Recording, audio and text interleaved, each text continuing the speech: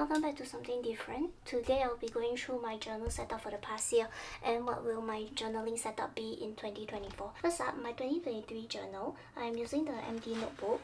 I like that the paper is off-white and thin, although you can see shadows, the ink doesn't seep through. So starting off with basic collections like index to keep track of my collections, followed by the future log, which acts as my brain dump area as well. Then we have goals and a wish list. After this, I have experimental collections which didn't really work out, the finance tracker, and an otaku page which I created to keep track of my animes. Most of the animes now are on Netflix, so this became a bit redundant.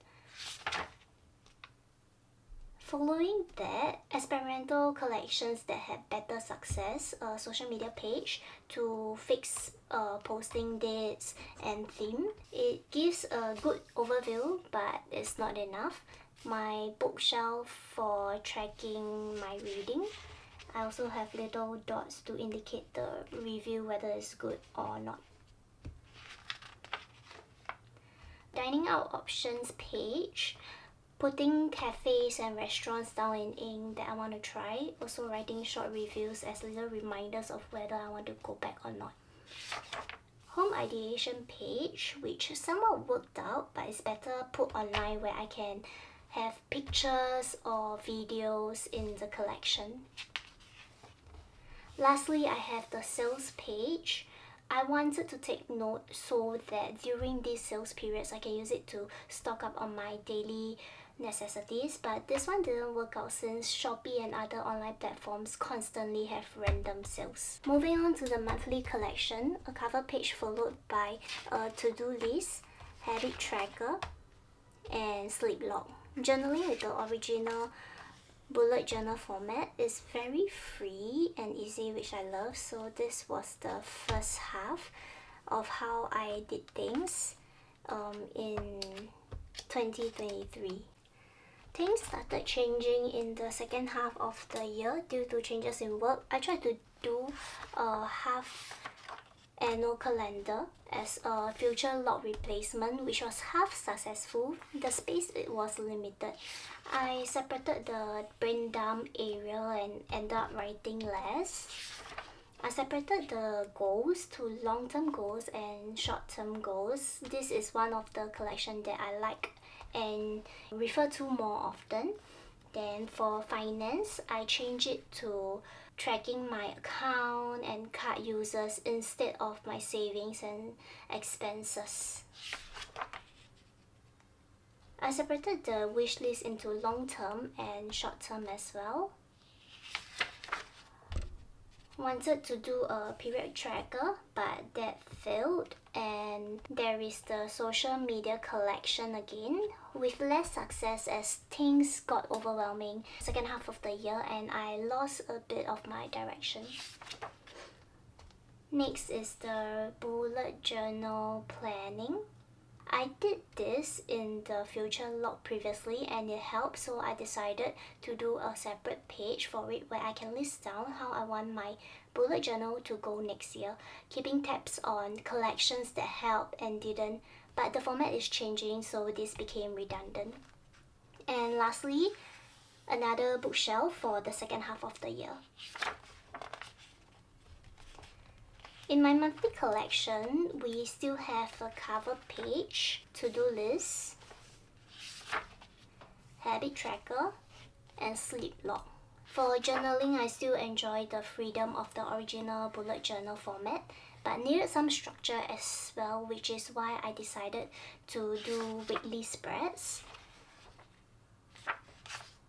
It's pretty, but it takes effort, which is one of the reasons for my change in 2024.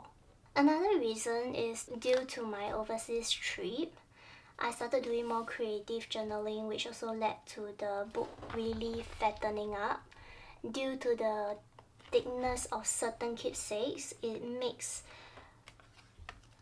writing difficult, so this was 2023.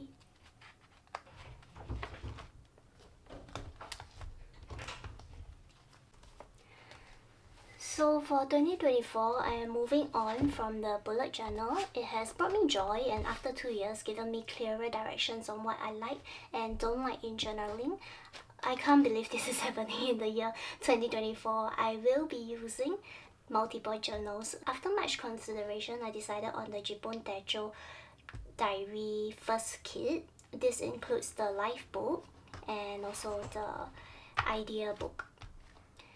My life book starts off with Life Dream, followed by 100 Wishes, which is my long-term wish list.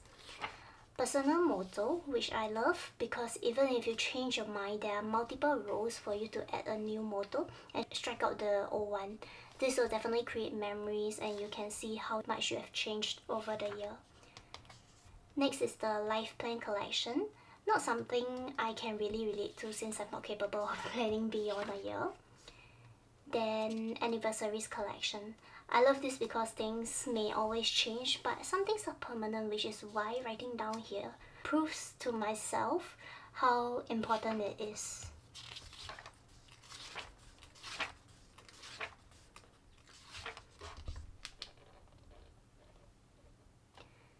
Japan travel map, world map. I would prefer a much larger one, but this one works for now. I think keeping track of certain things reminds us how far we've come, and travel is definitely one of it. My news page, I love this one as well. You can write from age 0 all the way to age 99. Another way to look back at what we have accomplished and not belittle ourselves. Also, they give us space to keep track of family and world news as well. This is done in monthly breakdowns.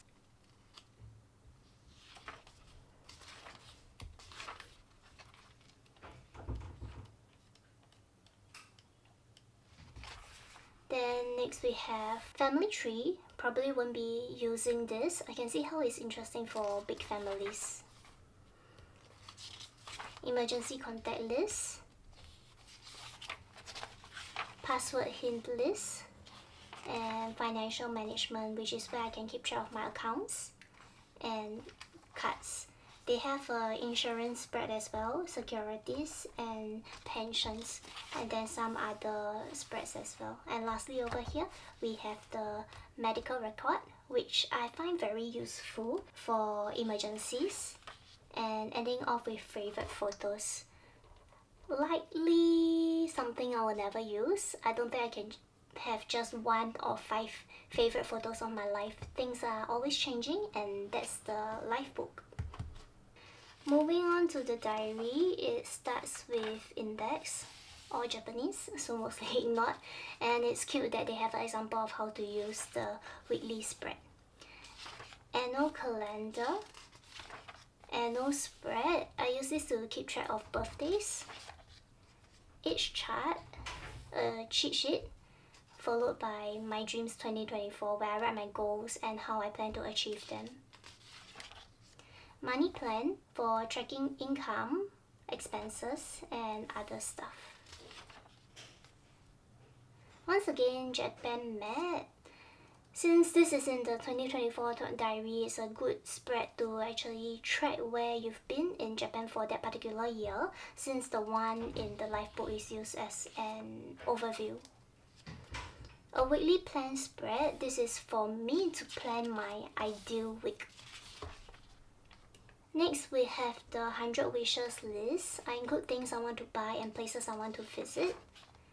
Favorite phrases. A good spread if you love reading, watching movies, or even watching drama where they have iconic lines. Can be used for work as well if you go to seminars and conferences. Recommendation list, which I will likely use for food places. Book list, where I can keep track of my readings in 2024 and probably the books I bought as well.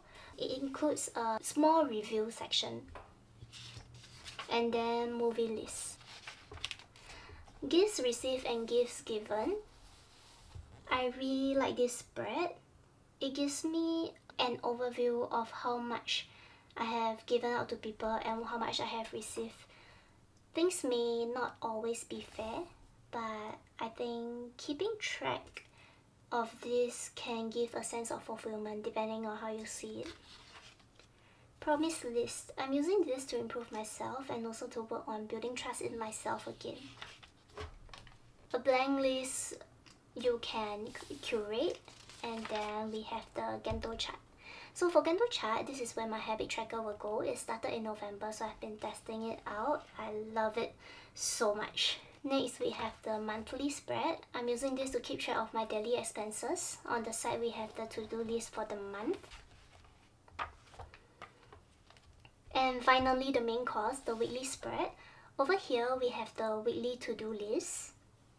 On the top, you have the weather, followed by a little box marking the hours we are usually asleep. I use this to input my daily to-do list, then planning from 6 a.m. to 12 midnight, which is the main reason for changes in my journaling setup. This is the best spread for my work to bring up efficiency and clarity.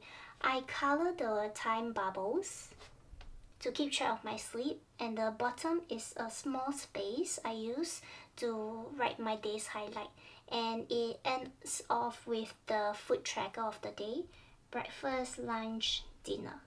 The spread includes everything I need and more, which is why I chose this for 2024. It ends off with looking back on 2024, which I believe is good for reflection. If it's a bad year if you only focus on the bad stuff after all. Then we have the Tokyo roadmap and the different region roadmaps. A world time difference spread, and lastly personal data spread, and that is the diary for 2024. Lastly, the idea book. I'm using this for more detailed work, goals, planning, tracking, and that's about it. The first journal, a scheduler for 2024. Next, I have the Jibun Techo days. The collections are similar, starting off with annual calendar. Then we have the annual chart, followed by my dreams in 2024, my event, and the 100 wish list. These are spreads I likely will not be using, and if I do, it will be for work. Next, there's a list of page, 6 pages that can be used to curate.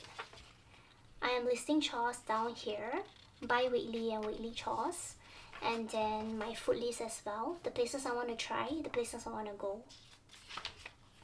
For a monthly calendar, I'm using it for social media and general life planning. The Gantt chart is below. Instead of a full page on its own, I'll be using it to keep track of my social media. The start of the month is broken down into 2 parts, one for planning and the other one for reflecting. This is a daily spread journal. I can do scheduling with the hourly indicators, but I'm mainly using it for daily journaling to write down my thoughts and reflect on the day and how I feel about it. I want to grow the habit of being in touch with myself, especially my feelings. They do have the weather tracker and a bigger area for highlights of the day.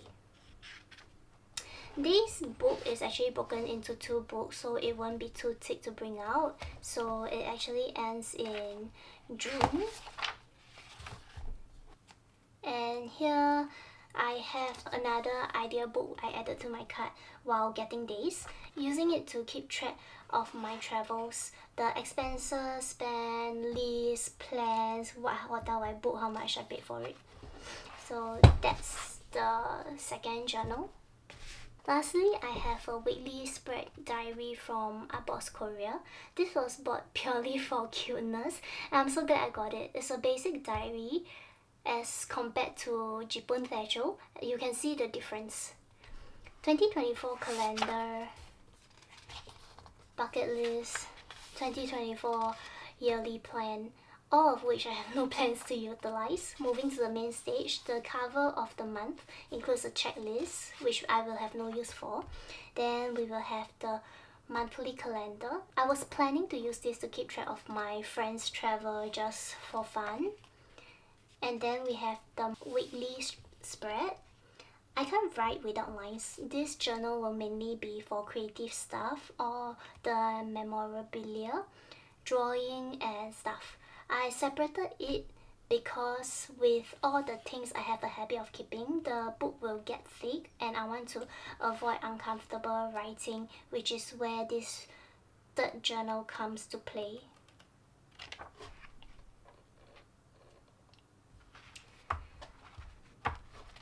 This journal ends with blank pages, line and grid pages, a few creative pages as well, which I will likely not be using.